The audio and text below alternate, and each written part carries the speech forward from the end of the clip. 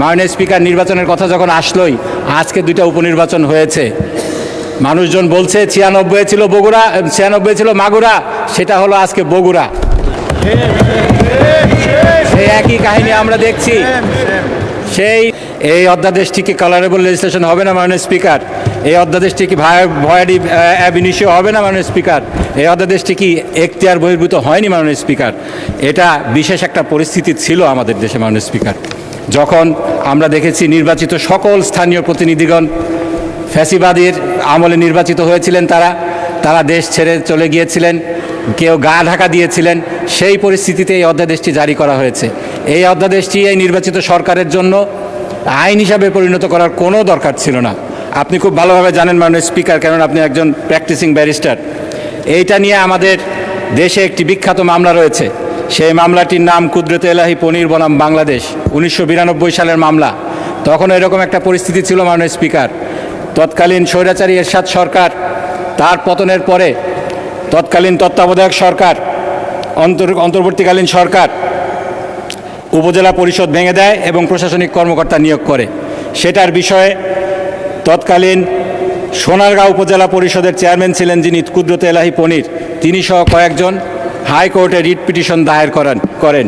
সেই writ পিটিশনে categorically বলা হয়েছে সংবিধানের 59-60 অনুচ্ছেদ অনুযায়ী নির্বাচিত স্থানীয় সরকার গঠন করা বাধ্যতামূলক মাননীয় স্পিকার। এক্ষেত্রে প্রথমত সংবিধানকে ভায়োলেট করা হয়েছে। 93 অনুচ্ছেদ, সেই অনুচ্ছেদে রাষ্ট্রপতির কোনো এখতিয়ার নেই সংবিধানের কোনো অনুচ্ছেদকে ভায়োলেট করে একটি অধ্যাদেশ জারি করা।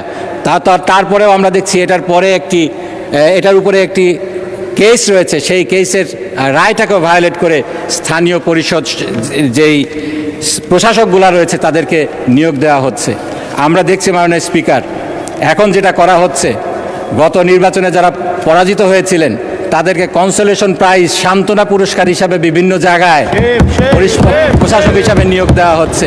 ঢাকা দক্ষিণ, ঢাকা উত্তর, চাঁপাইনবাবগঞ্জ, আর কয়টার কথা বলবো মাননীয় স্পিকার, ময়মনসিংহ, কুমিল্লা। মাননীয় স্পিকার, এই যে বিশেষ পরিস্থিতির কথা বলা হয়েছে, বিশেষ পরিস্থিতিটা কি এই আইনে তো বলা নেই, 32 কতেও বলা নেই, 42 কতেও বলা নেই।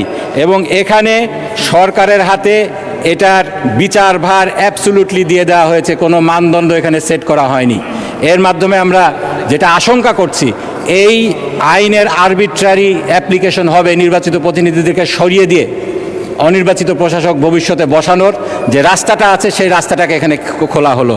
মাননীয় স্পিকার, নির্বাচনের কথা যখন আসলোই, আজকে দুইটা উপনির্বাচন হয়েছে। মানুষজন বলছে 96 ছিল বগুড়া, 96 ছিল মাগুরা, সেটা হলো আজকে বগুড়া। সেই একই কাহিনী আমরা দেখছি। সেই ভোট কারচুপি তখন ছিল, অনেকে বলতো, আমি সেই কথাটা মুখে আনতে চাই না, কুকুরের কথা বলা হয়েছে, সেটার একটা কথা আছে, সেখান থেকে এখন হয়ে গিয়েছে বাচ্চারা এখন ভোট দিচ্ছে।